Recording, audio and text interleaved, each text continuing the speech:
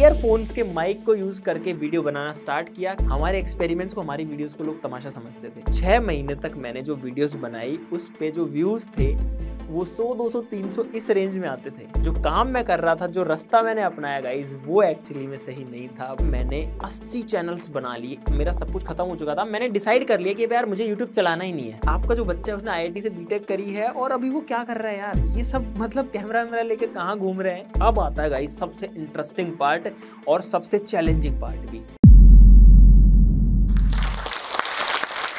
Hello guys, मैं हूं अमित। भाई मंच दूसरा है लेकिन अंदाज वही है। आप में से ज्यादातर लोग मुझे वैसे तो क्रेजी XYZ के नाम से जानते होंगे, लेकिन अगर जिनको नहीं पता है कि ये क्रेजी XYZ क्या है, तो भाई सिंपल है, यूट्यूब पर जाओ, सर्च करो क्रेजी XYZ, आपको हमारा चैनल मिल जाएगा। हमारे यूट्यूब पर 21 मिलियन सब्सक्राइबर्स हैं। लेकिन गाइस बात ये नहीं है, मुद्दे की बात ये है कि ये जो 21 मिलियन सब्सक्राइबर्स हैं, ये किसी टाइम में जीरो भी थे। और जीरो से 21 मिलियन सब्सक्राइबर्स तक का जो सफर है वो किस तरीके का रहा, क्या क्या चैलेंजेस आई, मेरी जिंदगी जो है उस टाइम पर कैसी रही, उस सब के बारे में आज हम बात करने वाले हैं। गाइज मेरी कहानी की शुरुआत हुई राजस्थान के अलवर जिले के एक छोटे से गांव से। और हमारे इंडिया के गांव में अक्सर यार एक प्रॉब्लम रहती है कि लोगों की जो माइंडसेट है वो आज और कल तक ही सीमित रहती है। वो लॉन्ग टर्म का जनरली नहीं सोचते हैं और उसकी वजह से जनरली कुछ बड़ा नहीं कर पाते। भाई मेरे साथ भी सेम वही केस था। मेरी स्कूलिंग गांव के एक लोकल स्कूल से हुई, जहां पर एक्चुअली में हम लोग जमीन पर बैठकर ही पढ़ा करते थे। जो दरी पट्टी बिछाते हैं तो नीचे फर्श पर बैठते हैं, कोई ऐसा हाई फाई स्कूल नहीं था। मैं अपने स्कूल में बढ़िया से टॉपर था, एकदम मजे में जिंदगी चल रही थी। स्कूल के बच्चे मुझे साइंटिस्ट बुलाते थे, सब बढ़िया चल रहा था। मेरे पेरेंट्स ने मेरा जो एडमिशन है वो एक इंग्लिश मीडियम स्कूल में करा दिया। जहां पर मैं अपने हिंदी मीडियम में टॉपर हुआ करता था, वहां पर दूसरे स्कूल में जाते ही मैं नीचे से टॉपर बन गया। लगभग 5-6 महीने का टाइम लगा मुझे इंग्लिश में अडेप्ट करने में। लेकिन जब मैंने अपनी 10th क्लास पास करी 2 साल इंग्लिश मीडियम में रहने के बाद में, तो मैंने ठीक ठाक बढ़िया 9.8 CGPA अपने क्लास में बना ली थी, जो कि मेरे लिए तो बहुत बड़ी बात थी। पहला चैलेंज यहाँ खत्म हुआ। लेकिन जैसे ये हुआ उसके बाद में आया दूसरा चैलेंज कि अब आगे क्या करना है। तो मेरे जो पेरेंट्स हैं वो टीचर्स हैं, मदर एंड फादर बोथ। तो उन्होंने मेरे को गाइडेंस ये तो जरूर से दी थी कि कौन सी पढ़ाई करने पर क्या होता है, कौन सा सब्जेक्ट लेने पर आप क्या बन सकते हैं। जैसे कि अगर आपको डॉक्टर बनना है तो बायो लेना है, इंजीनियर बनना है तो मैथ्स लेना है। मेरा थोड़ा साइंस में इंटरेस्ट था, मैंने आपको बताया कि मुझे स्कूल में पहले साइंटिस्ट भी बुलाते थे। तो इसीलिए मैंने डिसाइड किया कि मुझे इंजीनियरिंग करनी है। इंजीनियरिंग के लिए IIT सबसे बेस्ट ऑप्शन है, लेकिन वहां पर जाने के लिए बहुत मेहनत करनी पड़ती है, कोचिंग वगैरह करनी पड़ती है। मैंने बोला अपने पेरेंट्स को कि मुझे IIT में जाना है, तो उन्होंने मेरा एडमिशन कोटा में करवा दिया, जहां पर मैं एक कोचिंग इंस्टीट्यूट से पढ़ा। वहां पर अपने चैलेंजेस थे, लेकिन वो पढ़ाई वाली बात थी जिसमें मुझे ज़्यादा प्रॉब्लम्स नहीं थी। और मैंने 12th क्लास के साथ में IIT में एडमिशन ले लिया। IIT रुड़की में मेटलर्जिकल एंड मटेरियल्स इंजीनियरिंग में मेरा सिलेक्शन हो गया बीटेक के लिए, और मेरा जो एक ड्रीम था वो पूरा हो गया। उसके बाद में IIT में पढ़ाई अपनी जगह बहुत सही है, लेकिन फिर भी मैंने एक चीज़ रियलाइज़ करी, जो कि अगर आप कॉलेज में हैं तो आप लोगों ने भी करी होगी, कि अक्सर ये होता है कि हम पढ़ते जितने टाइम है उसके अलावा मुझे लगता है कि आधे से भी जो ज़्यादा टाइम है वो फ्री रहता है और वो काइंड ऑफ वेस्ट हो जाता है। होता है ना आपके साथ में भी ऐसा? अगर आप कॉलेज में पढ़ते हैं या पहले पढ़े हैं तो आप सभी को पता है कि ऐसा होता है। मेरे साथ भी हो रहा था, IIT में भी हो रहा था। तो मुझे लगा कि यार इस टाइम को जो है वेस्ट नहीं करना है, इस टाइम को प्रॉपरली यूटिलाइज करना है। लेकिन समझ में ये नहीं आ रहा था कि क्या करना है। अब मैं आपको बताता हूँ कि करना क्या होता है ऐसे केस में, जो मैंने भी किया। छोटी छोटी चीज़ें होती हैं जिनको हम थोड़ा लाइटली ले लेते हैं, उनको उतना सीरियसली नहीं लेते। जैसे मेरे कॉलेज में सब लोगों को फ्री इंटरनेट था, अनलिमिटेड और काफ़ी फास्ट स्पीड का, और उसको लोग यूटिलाइज कर रहे थे मूवीज़ देखने के लिए, कॉमेडी शोज़ देखने के लिए। लेकिन मैंने सोचा कि यार अगर इस नेट को कहीं सही जगह यूज़ किया जाए तो ये बहुत ही बढ़िया से हो सकता है, क्योंकि बाकी लोगों के पास नहीं है, IIT से बाहर ये चीज़ अवेलेबल ही नहीं है। तो मैंने ऐसे सोशल मीडिया प्लेटफॉर्म्स देखे, बहुत सारे थे, उसमें यूट्यूब मुझे सही लगा कि यार ये सही है। यहाँ पर आपको कुछ भी नहीं चाहिए, आप सिंपली कैमरा के सामने आओ, अपने दिल की बात बताओ, आपको जो करना है करो। आपसे कोई जो है बहुत हाई एंड की वीडियोस भी नहीं मांग रहा है, तो एकदम बढ़िया से इस चीज़ पे काम किया जा सकता है। तो गाइज मैंने सोचा कि चलो यूट्यूब स्टार्ट करते हैं। मैंने मेरे पापा को कहा कि पापा मुझे कैमरा दिला दो, मुझे यूट्यूब पर वीडियोस बनानी है। पूछा कितने का आता है? मैं बोला कि लगभग 30-35 हज़ार का आता है।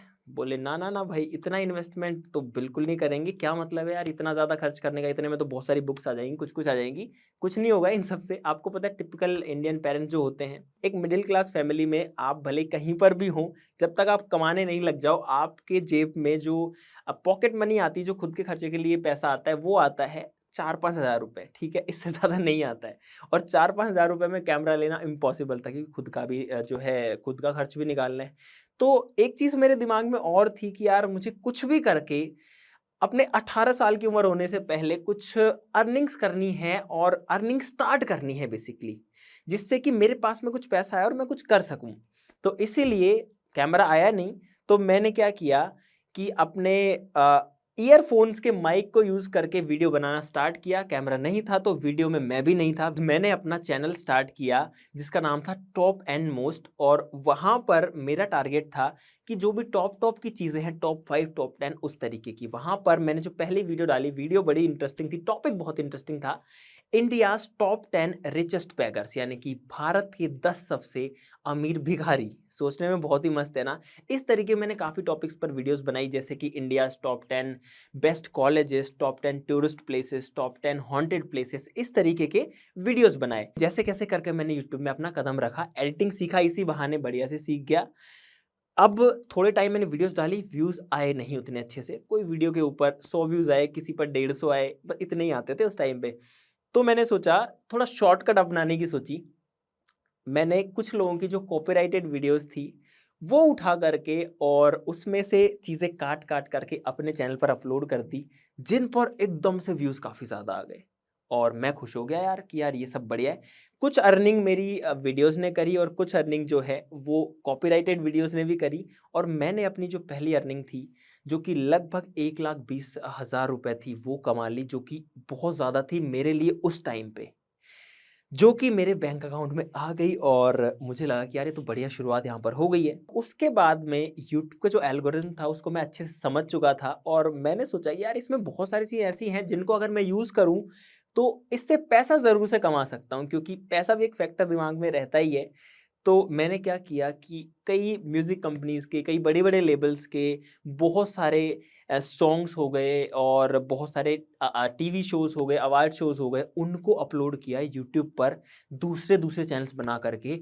और मुझे पता था कि यहाँ पर जो यूट्यूब का रिस्पॉन्स है वो बहुत ही अच्छा आएगा, क्योंकि एल्गोरिथम जो है उसको मैं थोड़ा-सा समझ चुका था यूट्यूब के को, जो कि कहीं न कहीं प्लस वाली बात भी थी, प्लस पॉइंट था। बट जो काम मैं कर रहा था, जो रास्ता मैंने अपनाया गाइस, वो एक्चुअली में सही नहीं था, वो शॉर्टकट ही था। मैं दिन रात सुबह शाम अपना खाना पीना छोड़ के, अपने कॉलेज के ट्रिप छोड़ के उसी चीज में लग गया पूरा एकदम। और मैंने 80 चैनल्स बना लिए, 80 चैनल्स पे मैं कुछ कुछ अपलोड किया करता था। ये सब क्रेजी एक्सवाइजी और इस सबसे पहले की बात है, जो कि ज्यादातर लोगों को नहीं पता है। तो उस टाइम पर सारे चैनल जो है चलने लग गए, थोड़ी थोड़ी रेवेन्यू जो है आने लग गई। और एक्चुअली में मैंने लगभग 4 से 5 लाख रुपए कमा लिए, जो कि मेरे यूट्यूब से एडसेंस में तो चले गए, लेकिन एडसेंस से मेरे अकाउंट में नहीं आए थे। और एक दिन ऐसा हुआ जब मैंने देखा, मेरे पास एक यूट्यूब से मेल आया कि आपका जो यूट्यूब चैनल है वो टर्मिनेट हो गया है कॉपीराइट की वजह से। मैंने खोल के देखा, मुझे लगा यार ये तो बहुत बड़ी गड़बड़ हो गई है। मैंने सोचा चलो कुछ पैसे कमा लिए, उससे कुछ कर लेंगे। उसके कुछ दिन बाद जब एडसेंस से पेमेंट आनी थी, तो मेरे पास दूसरा मेल आया कि आपका एडसेंस भी टर्मिनेट हो चुका है। और जो पैसा मैंने कमाया था वो सारा का सारा चला गया, और मैं एकदम होपलेस हो गया कि भाई ये चीज़ मेरे बस की नहीं है, मुझे इस चीज़ को शुरू ही नहीं करना चाहिए था, मैंने अपना टाइम यहाँ पर वेस्ट कर दिया, एक गलत डिसीजन मैंने लिया। ये मेरे साथ ही था ये। तो एक्चुअली में यहाँ पर हुआ ये था कि डिसीजन मेरा गलत ये था कि मैंने शॉर्टकट चुना, क्योंकि गलती यूट्यूब की नहीं थी। अगर हम किसी का कॉपीराइटेड कंटेंट यूज करेंगे तो भाई उस पर स्ट्राइक आ सकती है, और सारे के सारे कंटेंट को यूट्यूब ने उड़ा दिया। जो मेरी खुद की मेहनत थी, जहां पर मैं टॉप 10 की वीडियोस बनाता था, वो भी गया। यानी जो खुद की मेहनत की चीज़ थी वो भी गई। और आपको भी यही कहना चाहता हूँ कि भाई अगर आपको लगता है कि ये चीज़ शॉर्टकट है, ये चीज़ मुझे बहुत आसानी से मेरे टारगेट पे लेके जा रही है, लेकिन ये चीज़ आपको फील होता है कि उतनी सही नहीं है, तो मैं आपको दावे से कह सकता हूँ कि आप अगर उस पे जाएँगे तो बहुत ज़्यादा चांसेस है कि आप फेल हो जाएँगे। आप उस चीज़ को छोड़ दीजिए। रास्ता थोड़ा-सा मुश्किल हो, थोड़ा-सा कठिन हो, उसी को चुनिए, लेकिन वो जो चीज़ है आपको एक स्टेबल पोज़ीशन पर लेकर जाएगी। और आप अगर वहाँ पहुँचेंगे तो उसके बाद में आप बहुत तेज़ी से ग्रोथ कर पाएँगे। ये मेरी खुद की लाइफ़ का एक्सपीरियंस रहा है। तो वहाँ पर मेरा सब कुछ खत्म हो चुका था। मैंने डिसाइड कर लिया कि अब यार मुझे यूट्यूब चलाना ही नहीं है। मैंने सोच लिया मुझे करना ही नहीं है यूट्यूब, ये मेरे काम की चीज़ ही नहीं है। ये मेरे साथ ही हो रहा था। अब मैं सोचता हूँ तो मुझे बहुत अजीब-सा लगता है ये चीज़ सोच के। तो लगभग 2 महीने में शांत रहा, मैंने कुछ नहीं किया, यूट्यूब का नाम भी नहीं लिया क्योंकि इतना तगड़ा झटका लगा था ना यार वो। लेकिन उसके बाद में वो जो कीड़ा है दिमाग में वो तो चलेगा। जब इतनी चीज़ें यूट्यूब की समझ ली, इतनी चीज़ें सीख ली, एल्गोरिथम को समझ लिया, तो कीड़ा फिर से चला दिमाग में कि यार इतना कुछ पता है, इसको वेस्ट तो नहीं होने देना चाहिए। लेकिन तब मेरे पास में एक एडवांटेज आ चुका था कि थोड़ा-सा पैसा मैंने यूट्यूब से कमा लिया था और उसकी मदद से मैंने सोचा कि यार एक काम करते हैं, चलो फिर से यूट्यूब में घुसते हैं और अब मैं जो भी करूँगा उसमें कोई शॉर्टकट नहीं लूँगा, उसमें कोई भी आसान रास्ता नहीं लूँगा। जो करूँगा अपनी मेहनत से करूँगा, होगा तो होगा, नहीं होगा तो नहीं होगा, लेकिन मैं अपना 100% दूँगा। और मैंने डिसाइड किया कि अब मैं कुछ ऐसा कंटेंट बनाऊँगा जिसमें मैं खुद रहूँगा और पूरा जो ऑडियो वीडियो है सब कुछ मेरा खुद का रहेगा। मैंने ये प्लान किया कि 100 वीडियोज़ मुझे बनानी है कम से कम, क्योंकि मुझे पता था कि यूट्यूब 5, 10, 15, 20 वीडियोज़ बना करके नहीं चलता है। गाइज़ हमारे जीवन में ज़्यादातर जो चीज़ें होती है हम उसको थोड़ा-सा करते हैं और होपलेस हो जाते हैं और उसको छोड़ देते हैं। लेकिन ये चीज़ लगभग हर चीज़ में ही वैलिड है, यूट्यूब में तो कुछ ज़्यादा ही है कि अगर आपको फेलियर मिल रहा है तो इसका मतलब ये नहीं है कि आपको छोड़ देना चाहिए होपलेस होकर के।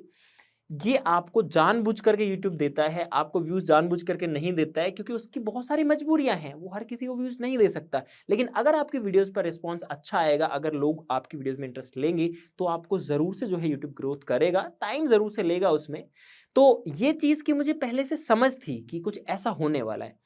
अच्छी बात ये थी कि मेरे पास थोड़ा-सा पैसा था, जो कि मैंने यूट्यूब से कमाया था और उसकी मदद से इस बार जो है मैं कैमरा खरीद पाया फाइनली। मेरे पास में एक कैमरा और एक माइक आ गया। तो अब मैं फ्री था वीडियोज़ बनाने के लिए, लेकिन चैलेंजेस यहाँ खत्म नहीं हुए क्योंकि बात वही है कि लाइफ होती ही कुछ ऐसे है, सभी की ही ऐसे होती है कि सोचते कुछ हैं, लेकिन एक प्रॉब्लम सोल्व नहीं होती, दूसरी उससे पहले खड़ी रहती है, तैयार रहती है। मैं जब कैमरा के सामने खड़ा हुआ, मैंने देखा कि यार मुझे तो कैमरा में बोलना ही नहीं आ रहा, क्योंकि मैं बहुत ही इंट्रोवर्ट था उस टाइम पे। किसी से बात करने में मुझे बहुत दिक्कत होती थी, मैं अपने आप को अच्छे से एक्सप्रेस नहीं कर पाता था। जो कि अगर आप कहोगे कि यार अमित भाई ये आप क्या कह रहे हो? भाई ये एक्चुअली में मेरे साथ में केस था। अभी मैं जितना जो कुछ बोल रहा हूँ, ये बहुत टाइम की बात है और बहुत टाइम दे कर के ऐसा हुआ है गाइस। लेकिन उस टाइम एक्चुअली में ऐसा था कि मैं कुछ भी नहीं बोल पाया कैमरा के सामने और मैंने जो-जो चीज़ें बोली जब मैंने उसको एडिट पे डाला, मैंने देखा मुझे इतना बेकार लगा कि यार इस वीडियो को कौन देखेगा? ये डालने लायक ही नहीं है। जो फर्स्ट वीडियो थी जो कि अभी भी यूट्यूब पर है। तो मैंने भाई एक तिकड़म लगाया। तिकड़म क्या था कि ऑडियो हटा दो तो किसी को सुनेगा ही नहीं कि वीडियो में था क्या चीज़। तो वीडियो की जो ऑडियो है मैंने सारी हटा दी, थोड़ा-सा पार्ट रखा शुरू में आखिरी में और पूरे में म्यूज़िक लगा करके वीडियो बना दी। वीडियो की क्वालिटी अच्छी थी क्योंकि कैमरा से शूट हुई थी और एडिटिंग बढ़िया थी क्योंकि मैं सीख गया था उस टाइम पर। लेकिन मेरा जो कॉन्फिडेंस लेवल था वो उसकी वजह से कुछ डाउन ही आ गया कि नहीं यार मैं तो कर नहीं पाऊँगा इस तरीके से तो। लेकिन वो जो चीज़ मैंने डिसाइड करी थी कि मुझे कम से कम 100 वीडियोज़ यूट्यूब पर बनानी है, उससे पहले नहीं छोड़ना है। वो चीज़ दिमाग में आई कि यार अगर मैं अब इसको छोड़ दूँगा तो पिछले पुराने टाइम की सारी मेहनत मेरी वेस्ट हो जाएगी, उसका कोई सेंस नहीं बनेगा और वो जो टाइम है वो मुझे वापस से कभी भी नहीं मिलने वाला है। तब मैंने डिसाइड किया कि भाई जो कुछ हो, चाहे मुझे बोलना आए, चाहे ना आए, चाहे मेरी वीडियोज़ कोई देखे या ना देखे, मुझे वीडियोज़ बनानी है और यूट्यूब पर डालनी है। 100 वीडियोज़ तो बनानी है, उसके बाद में मैं सोचूँगा कि अब आगे कंटिन्यू करना है या नहीं करना। इस तरीके से शुरुआत हुई और मैं वीडियोज़ डालना शुरू किया। व्यूज़ की अगर बात करें, तो पहली वीडियो के ऊपर व्यूज़ आए कुछ 25-30 व्यूज़ एक्चुअली में। मैंने कहा यार ये तो बहुत बड़ी प्रॉब्लम है। मैंने वीडियोज़ को हर जगह शेयर किया। व्यूज़ जैसे-जैसे करके 200 पहुँच गए, लेकिन 200 व्यूज़ 200 व्यूज़ से ऊपर बिल्कुल नहीं जा रहे थे। मैंने और वीडियोज़ बनाई, हर वीडियो का यही हाल कि 200 250 व्यूज़ से ऊपर बिल्कुल नहीं जाना। कोई-कोई वीडियो तो 100 भी टच नहीं कर रही थी। ऐसा गाइस 6 महीने तक चला। 6 महीने तक मैंने जो वीडियोज़ बनाई, उस पे जो व्यूज़ थे, वो 100, 200, 300 इस रेंज में आते थे और मुझे वो टाइम अच्छे से याद है। अर्निंग की बात करें, डॉलर्स में तो आप छोड़ दो, वैसे डॉलर्स में दिखाता है, बट रुपीज़ में भी बात करूँ तो कभी ₹1, कभी ₹2, कभी ₹3 बस। मतलब वो पॉइंट्स में पता है यूट्यूब एग्ज़ैक्ट बताता है। एक फ़नी बात ये है 1.25 रुपीज़ तो इस तरीके से मेरी अर्निंग जो है वो शो होती थी और वो काइंड ऑफ डीमोटिवेटिंग था देख कर के। लेकिन मैंने एक चीज़ डिसाइड कर ली थी कि यार मुझे अपने एक फ़िक्स टारगेट तक तो चीज़ को नहीं छोड़ना है। तो वहाँ पर मैंने कंटिन्यू रखा और अच्छी बात ये हुई कि लगभग 6 महीने इस तरीके से स्ट्रगल करने के बाद में, बहुत ज़्यादा स्ट्रगल करने के बाद में, मैंने अपने कॉलेज के सारे ट्रिप्स छोड़ दिए। मैं अपने दोस्तों के साथ में ज़्यादा टाइम स्पेंड नहीं करता था।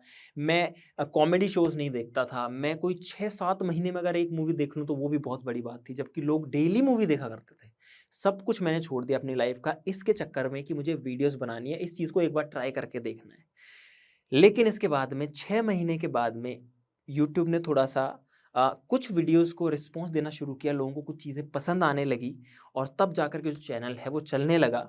लेकिन वहाँ पर भी एक दूसरा मेरे पास में प्रॉब्लम आ गया कि मेरे चैनल पर वही वीडियोज़ चल रही थी जो कि स्पोर्ट्स से रिलेटेड थी। अब मुझे ये पता था कि अगर आप एल्गोरिथम्स के साथ में, यूट्यूब के जो एल्गो है उसके साथ में एडैप्ट कर लेंगे, जो सिस्टम है यूट्यूब का, तो आप ज़्यादा आगे जा सकते हैं। तो मैंने वही किया और जो स्पोर्ट्स के कंटेंट थे उसकी क्वांटिटीज़ बढ़ा दी। थोड़े और टाइम के बाद में मैंने सारी वीडियोज़ ही स्पोर्ट्स की डालना शुरू कर दी।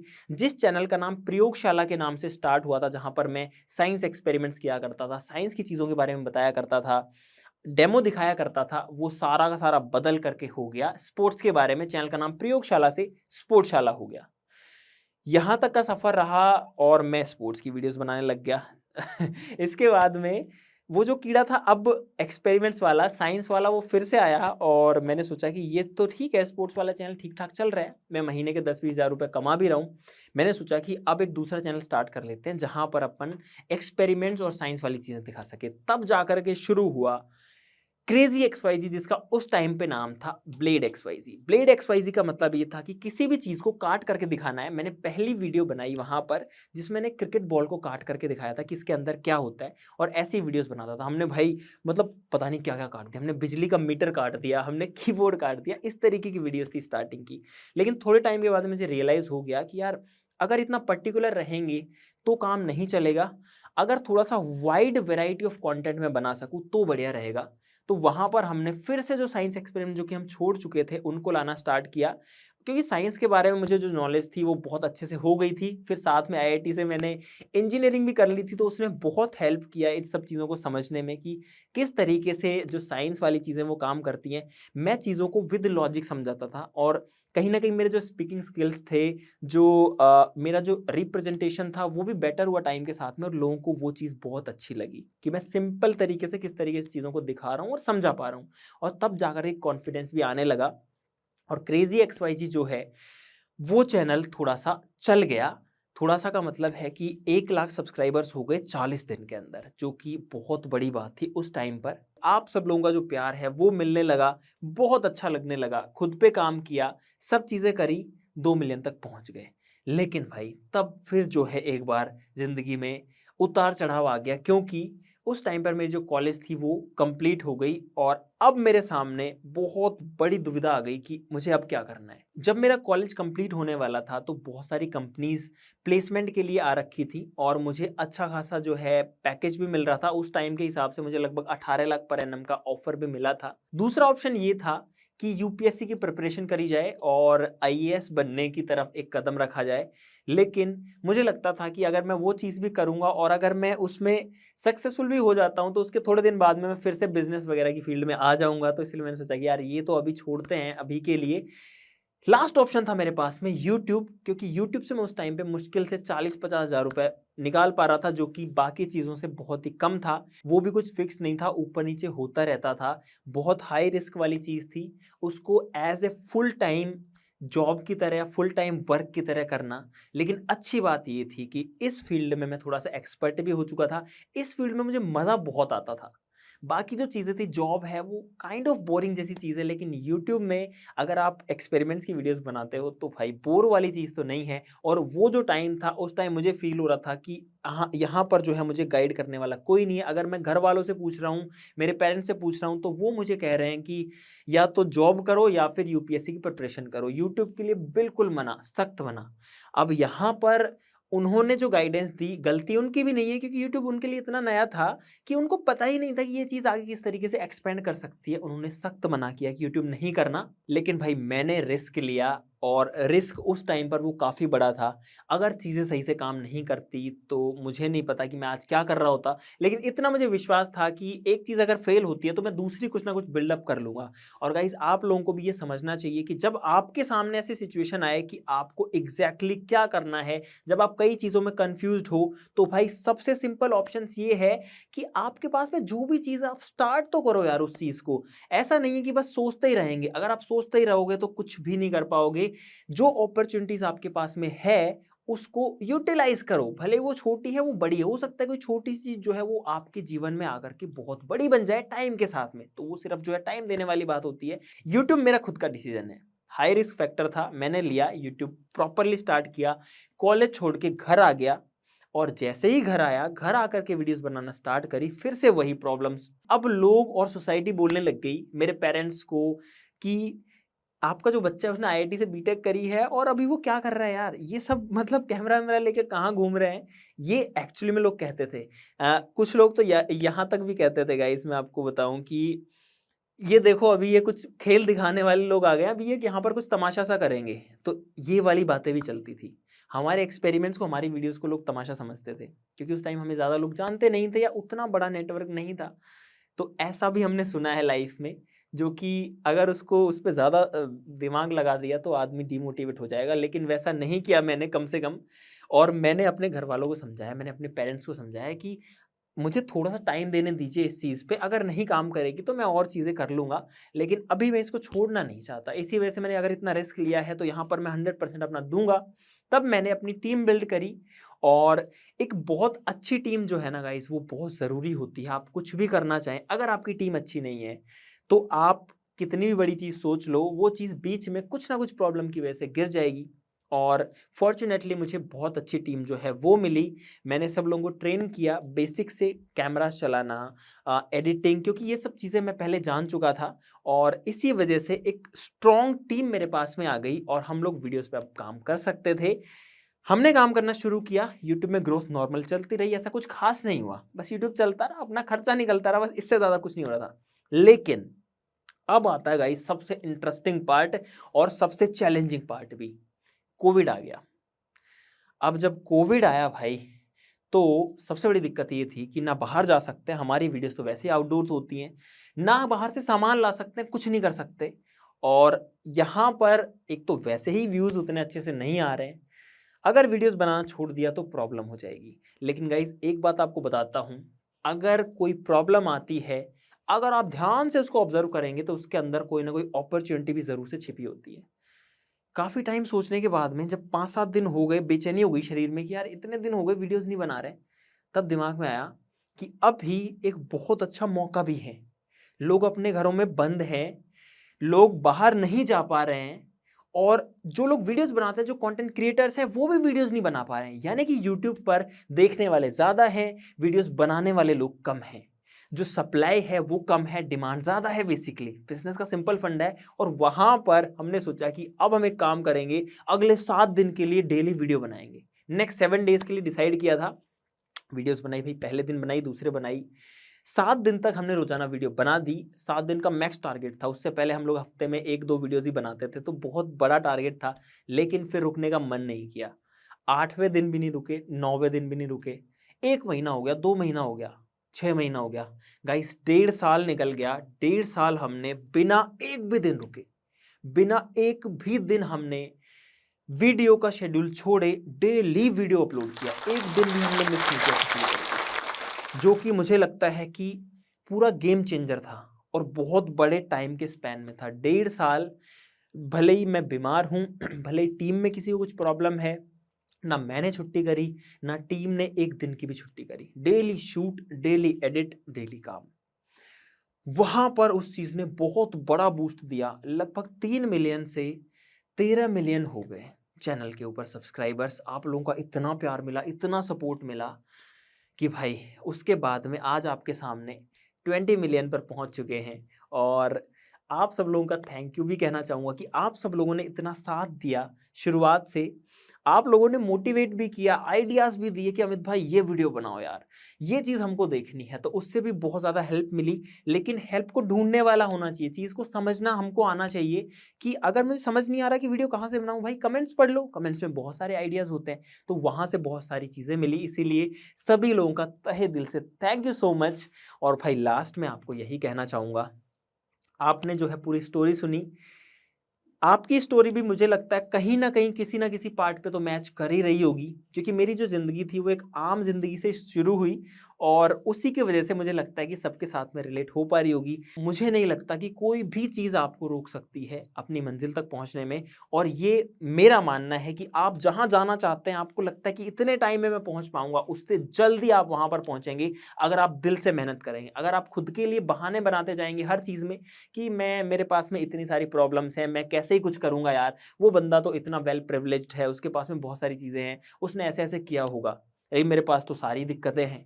भाई सभी की ज़िंदगी में दिक्कतें होती हैं, किसी की ज़िंदगी ऐसी नहीं है कि बहुत आराम से होती है और सब कुछ ईज़िली हो जाता है। तो आप लोग भी प्लीज़ जहाँ पर भी आपको लगे कि दिक्कत है, टेंशन है, भाई वो पार्ट ऑफ लाइफ़ है, वो होगा आपके पास में। अगर वो नहीं आ रहा तो आप ग्रोथ ही नहीं कर पाओगे। वो आएगा तभी आप कुछ नया सोचोगे, तभी आप काम करने के लिए अपने कंफर्ट ज़ोन से बाहर निकलोगे और तभी आप कुछ बड़ा करने के बारे में सोचोगे और बड़ा कर पाओगे। गाइस इन्हीं वर्ड्स के साथ में थैंक यू कहना चाहता हूँ जोश टॉक्स को, जिन्होंने मुझे मौका दिया यहाँ पर बोलने का। Thank you so much. आप सभी लोगों का तहे दिल से धन्यवाद, क्योंकि जो कुछ है, जो कुछ आज हम हैं, हमारी टीम है, जो कुछ क्रेजी XYZ है, वो आप सब लोगों की वजह से है। अगर आप नहीं होते तो ये कुछ भी नहीं होता। Thank you so much. इस वीडियो के बारे में अपनी राय नीचे कमेंट सेक्शन में हमें बताएं और अपने दोस्तों के साथ ये वीडियो शेयर करना ना भूलें।